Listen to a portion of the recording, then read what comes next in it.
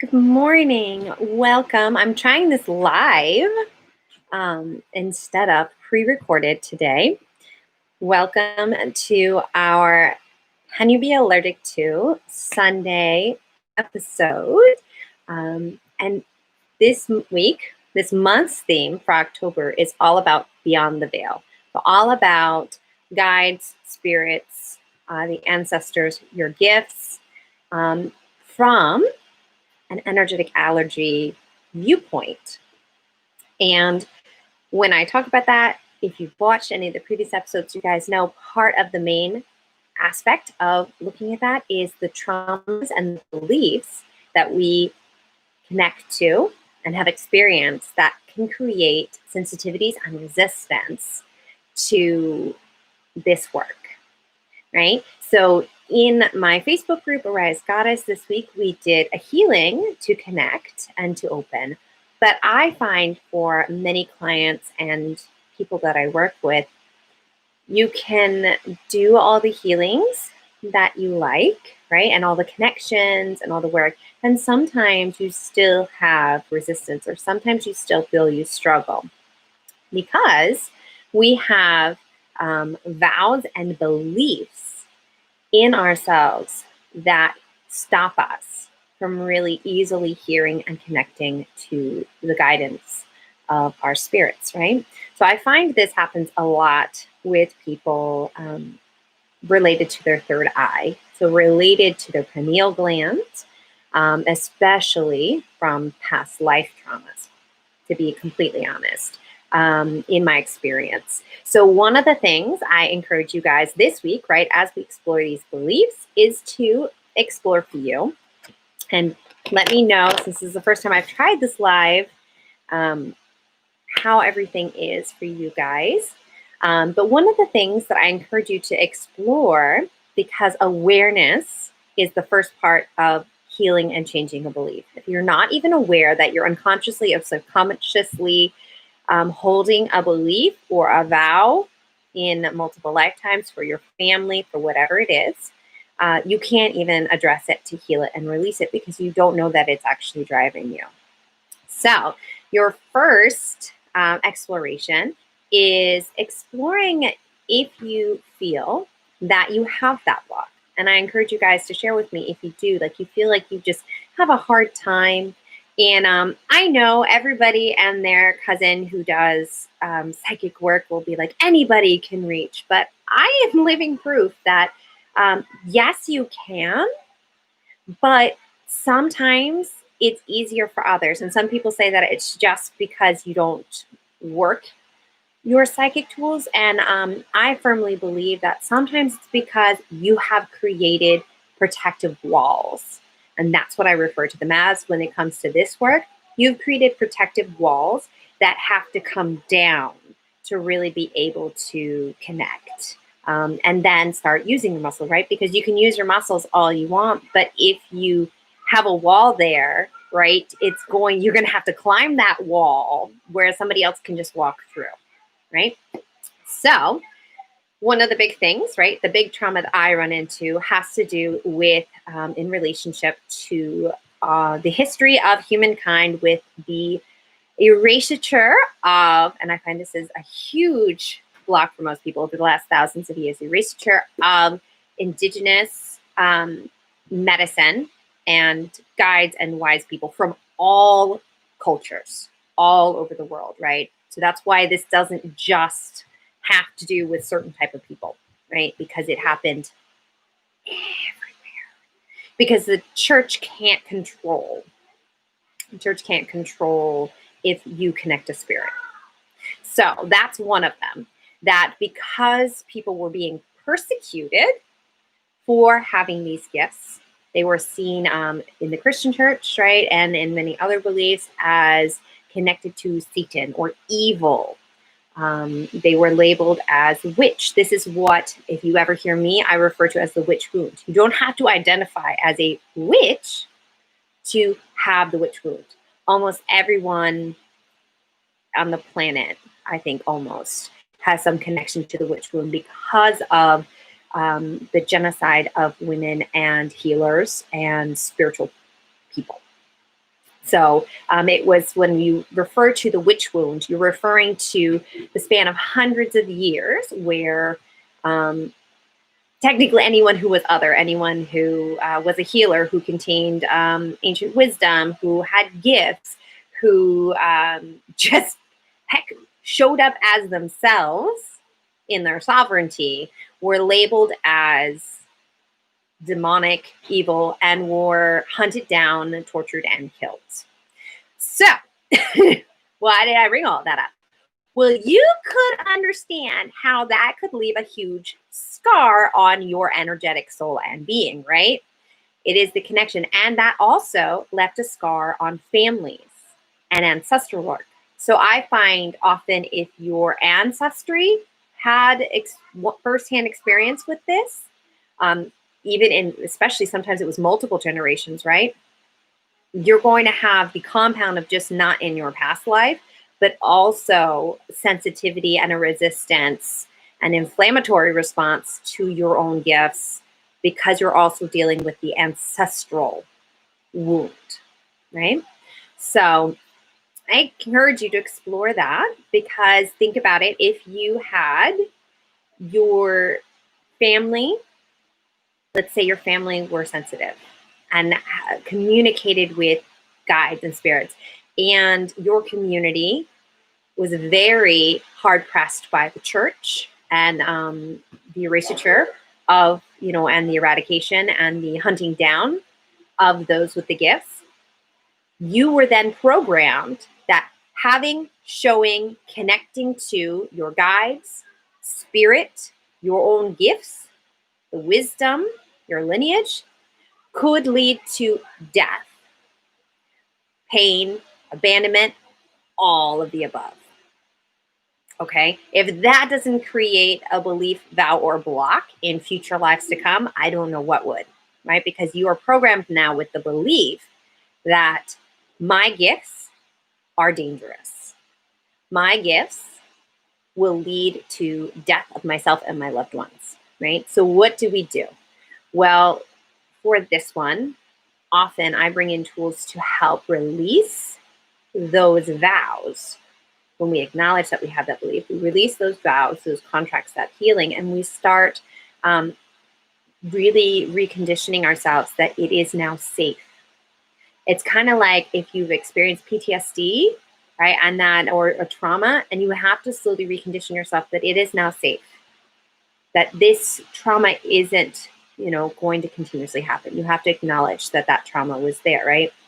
So a lot of times people think that someone else did something, or they're just not able to do it. And really, a lot of times I find for those who really struggle, I've actually had a client who had severe headaches. And it really came up when we did energetic allergy healing that he had created we did massive energy clearings through galactic beings, through his own energy cycles, through his third eye. There was a lot at his third eye, and had to clear the resistance. And he actually still has been fighting that, because there's such a resistance for him that often it can lead to a resistance to even wanting to heal, because the internal, the ego, the self goes, well, self-preservation. This isn't safe to be able to connect to my guides. So we have to not only heal the trauma, we have to address and release and start telling, but we have to reprogram your energetics, your brain, your neural pathways, that you're not in fight or flight anymore. You're not in safety mode where you have to protect. And what can happen though with this is that sometimes this life will reinforce that my gifts are not safe, that I will be ostracized by my family, by my community, right? So we have to really work to reprogram and create that sacred and safe space for you to connect to your gifts and know that you are safe and that these aren't demonic, right? You have to find these balances. Right. So that's the main one that I found. So I have found actually a lot of people who have had multiple lives, who have a family that was connected to the, the Inquisition, and they were alive during those periods in Europe and all over the world, in different cultures. I am much closer to the European traditions, so that is more my focus. So those people of those lineage, I know very firsthand, from personal past lives and experiences. It's actually also one of the reasons that, for me, side note, that I felt really called to do a retreat in Salem, not because I know a lot of people have connections at Salem, right, and are a witch and want to do that, but because it is connected and it is a trigger for a lot of people, and a lot of people flock to it because there's so much psychic energy there, but it also can be a stem. The dog agrees, but it can be a stem connection for our pains because there was persecution there, right, for others. So that's why, that's a good example. So anyway, yeah, that is one of the big traumas that I invite you guys to explore for yourself. And I encourage you to share and comment. That's why I did this live. And let me know, do you, because when we think allergies, and this is what I really, with this series, wanted to break down, that we think allergy healing, because when this modality was originally designed, it was with a focus of supporting the physical symptoms that show up, which actually are often connected to energetic, spiritual, and root things that, we don't think that we can be allergic. My favorite one was money. When I said, can you be allergic to money? And people are like, no, I just don't have it yet. Okay, well, why don't you have it yet then? I don't have the tools. Okay, but, X, Y, and Z, like if it was so easy, as you're saying, wouldn't the tools just already be there? Because there are people who do. So if you just don't have the tools yet, what's stopping you? And to me, that's often beliefs, traumas, right? Same with, I find, guides. It's often really good to look at the traumas so that you're not fighting an uphill battle. So that's, and it's everywhere. So like I'm looking at so next week, one of the big things, like next week, we're going to talk about, we're going to kind of go through this a bit more. And I actually would love for next week, during this session, for you guys watching now and later to share beliefs that you're finding that are coming up. And next week, in the part, I will do this as 2 parts. I want to actually clear some of those beliefs to you guys. This is part of the main work I do, and give you a taste of some of the tools that I use in this work. So I'll probably be doing it around like 10. I'll set a time next week, so it's more consistent. The live was kind of on the spot. But share the beliefs that are coming up for you. Like the beliefs, if you really identified with the trauma aspects from your lineage, share that. And we'll work and we'll start clearing some of those for you guys to kind of help. Of course, you go deeper, but this is those first steps to really help you guys connect. So I would love to give you that experience and kind of start working on some of those. I know when I do this, I have a huge list of both vows and contracts, beliefs, and things that I clear for people. But I want to give you guys that option. So that's going to be for next week.